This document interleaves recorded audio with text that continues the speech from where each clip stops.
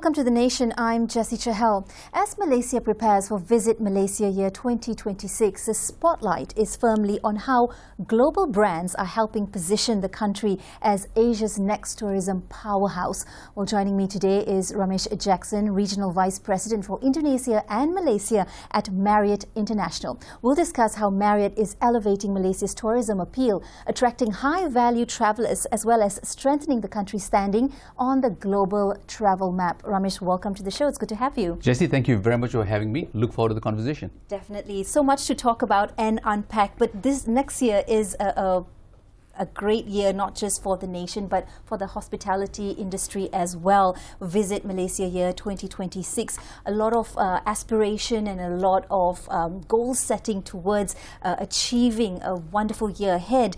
What has Marriott set its eyes on, and where will it be in terms of extending services and hospitality to visitors here in Malaysia?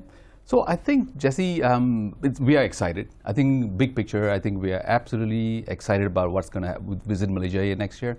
And I think the stage was set this year, really, with Malaysia being the host for ASEAN. So Malaysia did a phenomenal job in hosting the event. And I think so we are poised well for next year.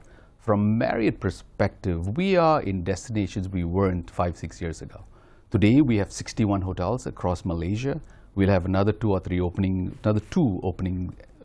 remaining of the year, next 2 weeks. We'll have another 6 hotels opening next year. So we are in destinations. We've got about 6 hotels in Penang. We now have a hotel in Perhentian. We have a Marriott in Perhentian. We have hotels in Kota Kinabalu, Kuching, pretty much across North and South, East and West Malaysia and East Malaysia. That expansion has been quite rapid, and as you've pointed out, also going into areas that are beyond just the city centers or business hubs. Correct. What is the Marriott brand all about? Well, today, globally, we have 30 plus brands.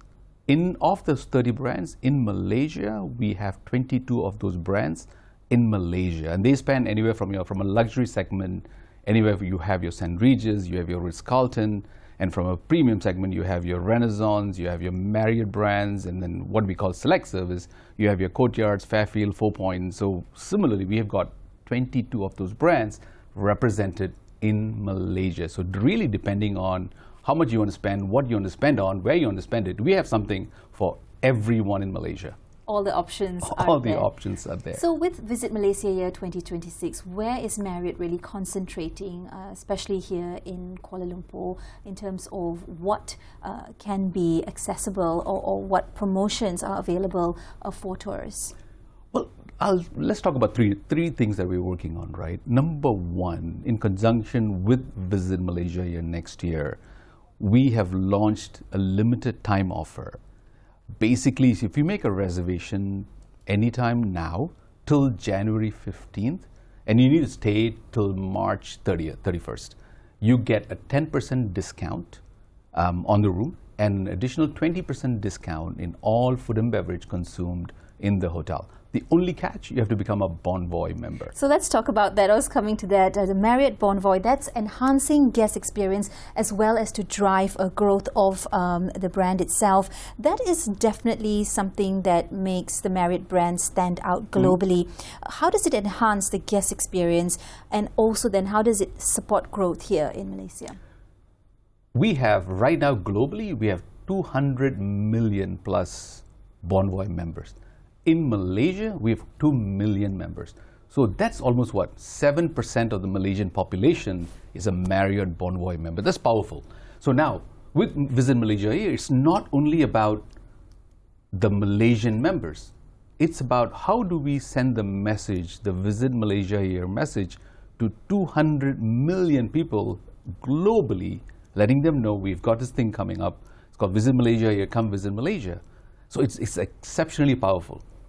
It is more than just a booking engine. It's more than just an app where you can get your rooms, but it's a full experience, full ecosystem.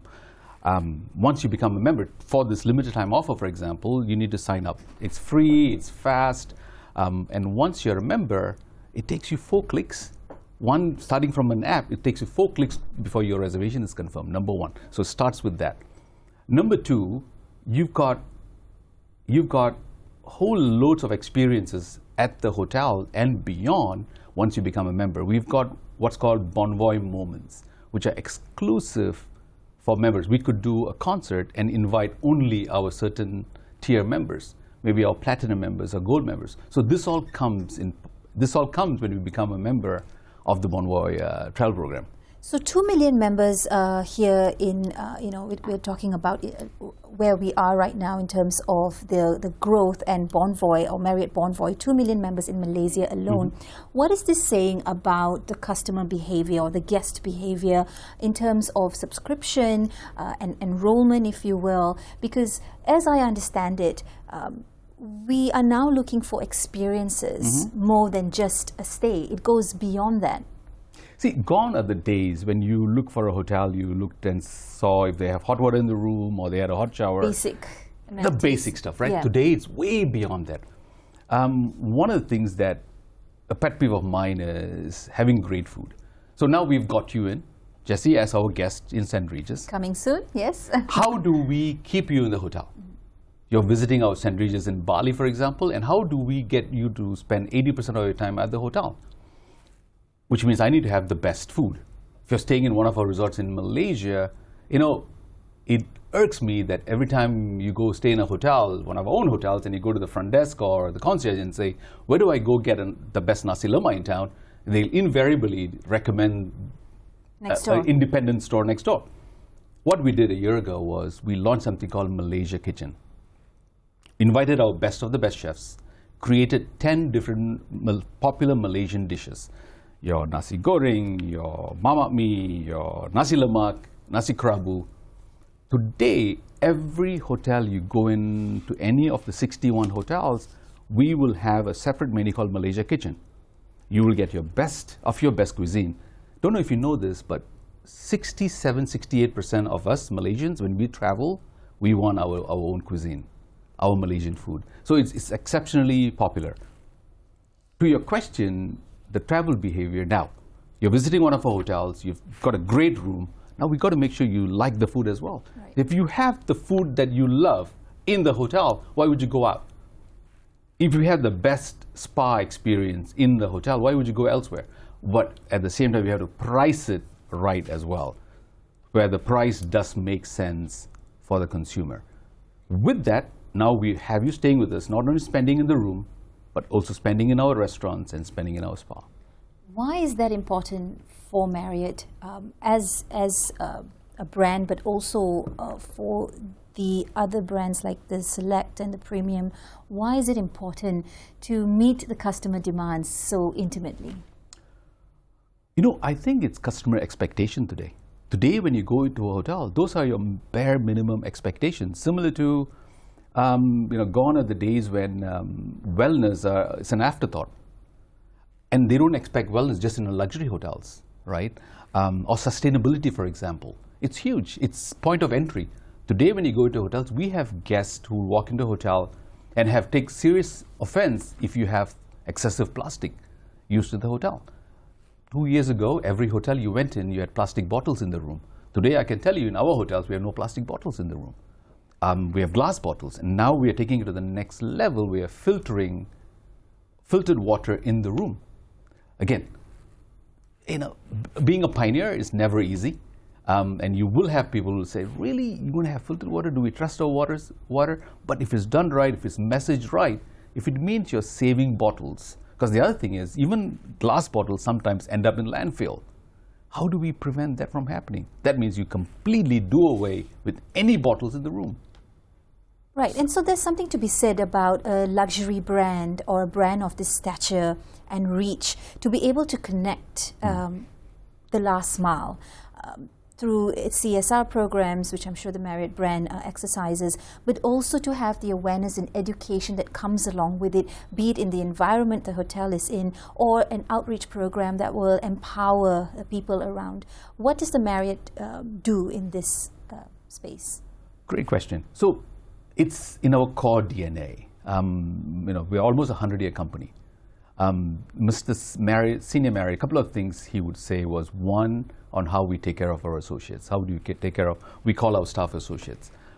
he would say, if you take care of your associates, they will take care of the business and the guest, and the business will take care of itself. He said that 97 years ago, and it holds true today. The other thing that he used to say was, you need to make sure wherever we do business, the community is better off today because of us before we got there. And ensuring that happens, because we all get busy in our day-to-day work, and a lot of times CSR activity gets on the back burner. So we, the company, have something called a business council. So every one of our hotel is a member of a business council and is chaired by one of our general managers. So the mission for the general manager and all the general managers is to specifically focus on CSR activity. That's their mission, CSR and sustainability efforts. So then we would do golf tournament. For example, this year we launched our first Marriott Bonvoy golf tournament that was run by the business council. Again, to raise money, simply to help our associates and the community we live in. One of the things we did, I'm super proud of, was we had a massive flood, for example, in Bintulu. And we have a Fairfield brand in Bintulu. And we had with the flood, we had to close the hotel for 6 days, 7 days. But more importantly, we had a significant number of associates that work in the hotel were affected by the flood.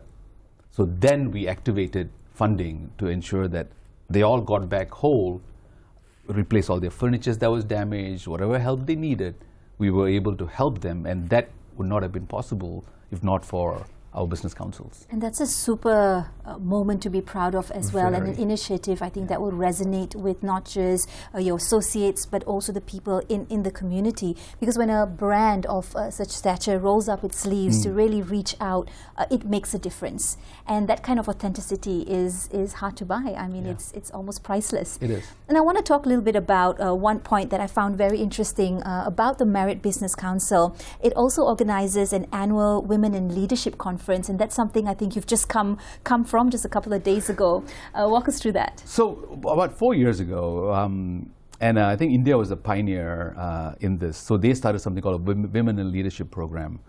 So, and then in Indonesia, we picked up this was our 4th year in Indonesia.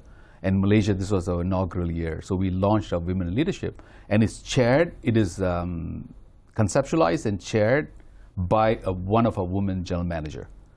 So they run it, they organize it, they bring in external speakers.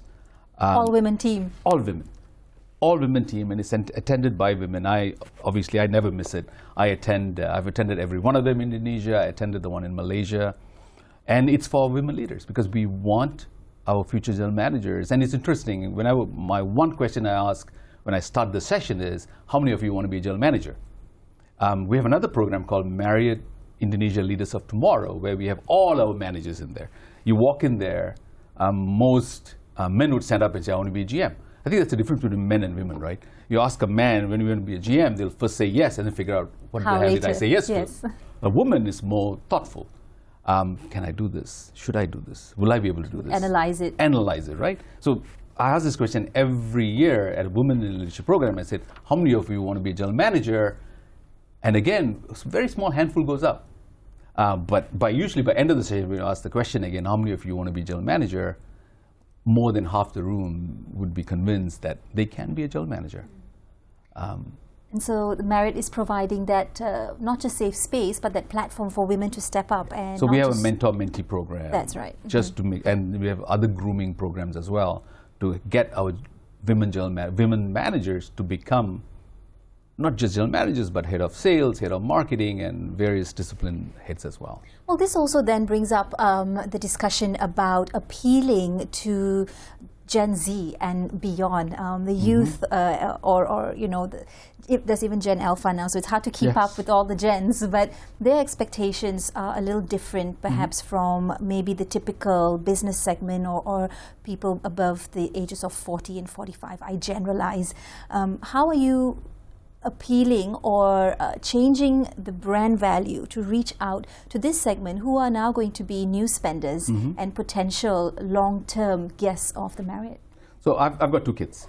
My daughter is 13, so she is at the end. She's the last of Gen Z, and my son is 12. So he is the first of Gen Alpha. That's right. So they are very different. So they're very different. And things that you and I are different generations, but things that you and I thought about back then are not what they think about.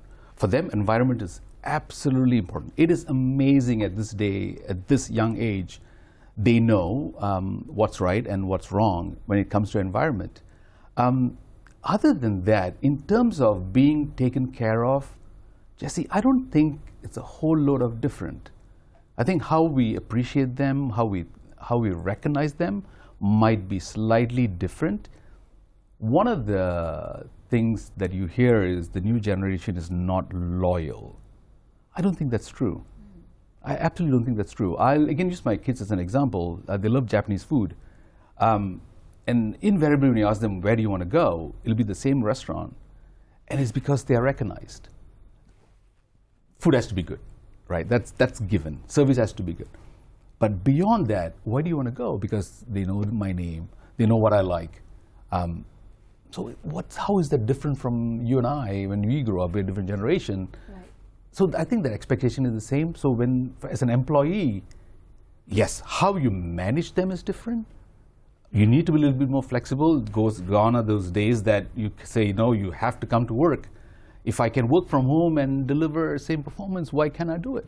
But there is this aspect of wanting to prioritize well-being or have a digital detox and go into different experiences, which I'm sure the Marriott brand, through its many different categories, also extend to guests. What is this saying about regional trends that's driving Marriott International growth strategy and presence across Asia-Pacific and Malaysia?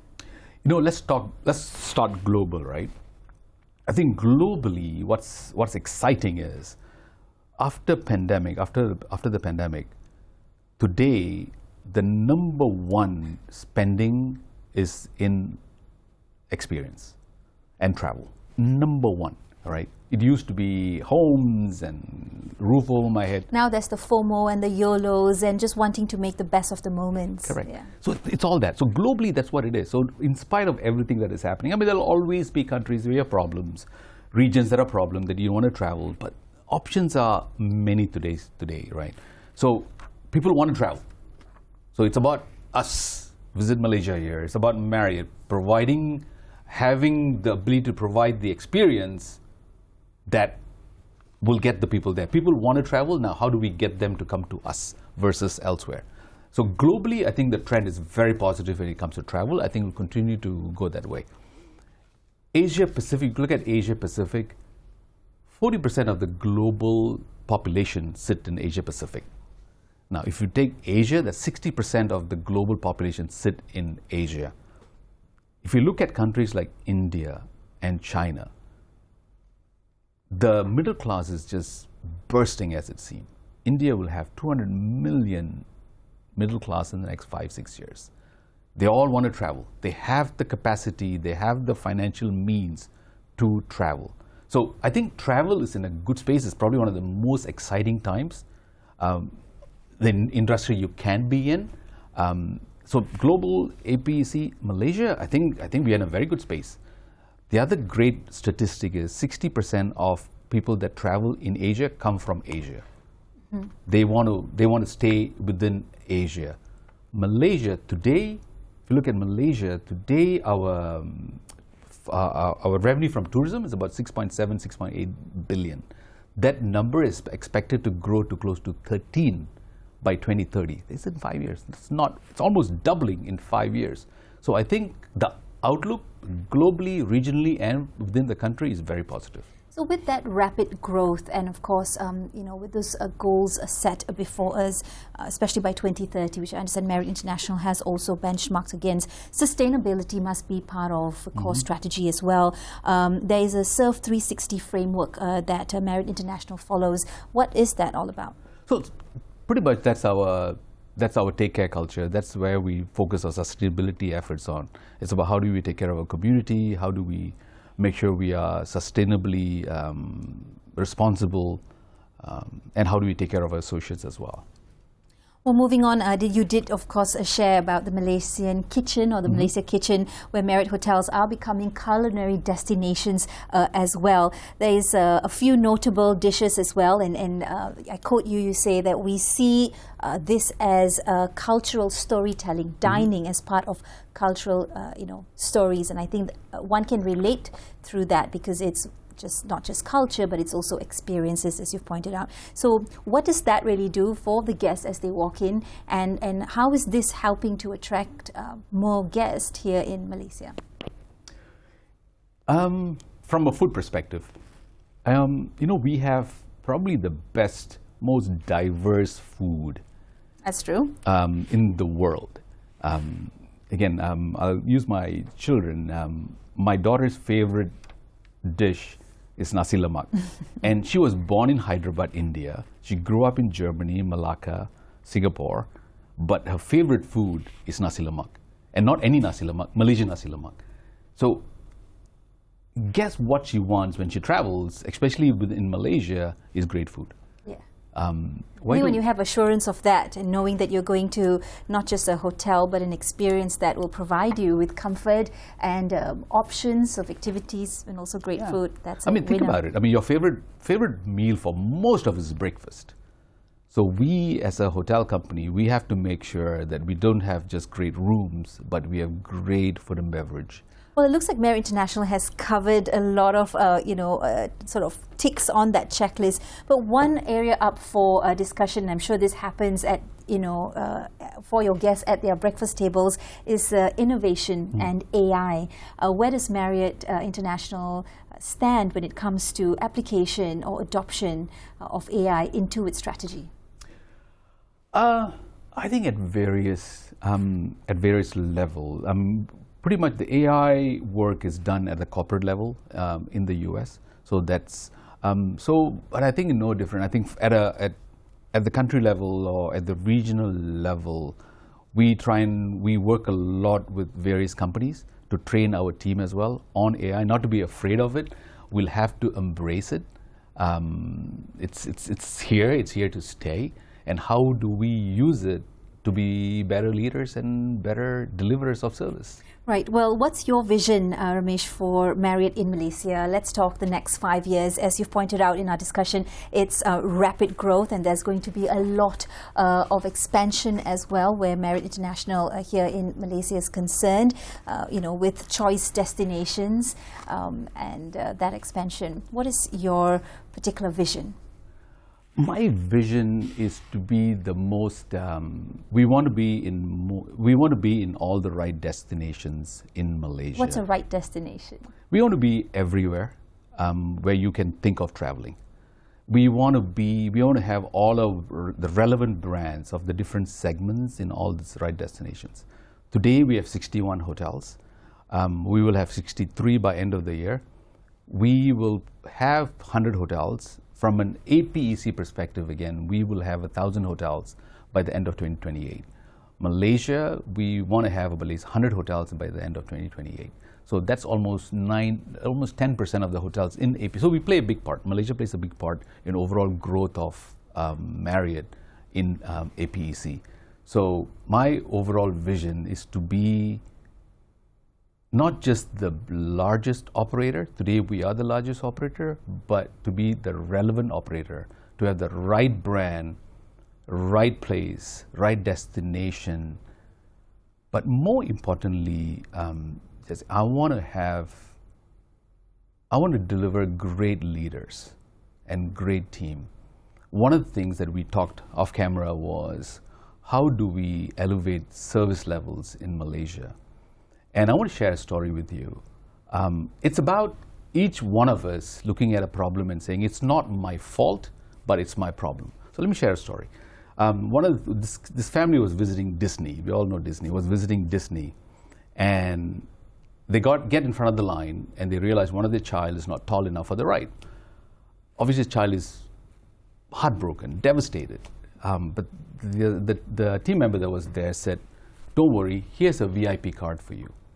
As soon as you are the right height, come back, and you will never have to stand in line. Every ride, you come in front of the line and you go on the ride. Now, what does the kid do? Go home, puts the card on the refrigerator and every day measures himself. And reminds mom and dad it's time to go on another trip. From a mom perspective, now mom can say eat, eat, eat. Absolutely. Until you grow, But it's a win-win situation. But what did Disney do? I mean, it was not their fault. Everybody knows the height level, but it was their problem. So I want all of us, each and every one of us, look at Malaysia, look at the tourism business, look at the service sector and say, how do we fix, how do we not look at everything and say it's not my fault. It might not be our fault, but it's our problem. Together, we can make this work. Hospitality and service at its best by Marriott International. Ramesh, thank you for coming in and sharing with us Marriott International's brand presence as well as goals and hopes for 2026. It's clear that Marriott is doing more than just running hotels. It's helping position Malaysia as Asia's next tourism powerhouse and creating jobs, driving investment and attracting travelers from all around the world ahead for a very important year. Visit Malaysia year 2026. Well, that's all the time we have for now. Do stay tuned to Bernama TV for more updates as well as The Nation for stories and conversations that matter. I'll see you next time. Bye-bye.